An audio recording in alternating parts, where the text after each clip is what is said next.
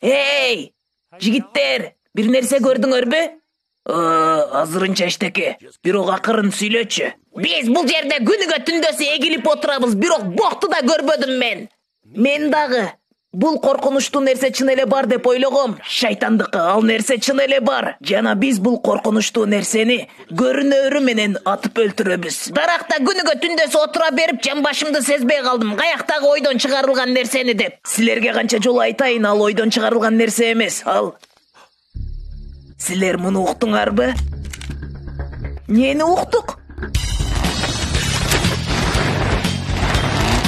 Тигини ал, аткыла энең дурайындыклар, ат энең.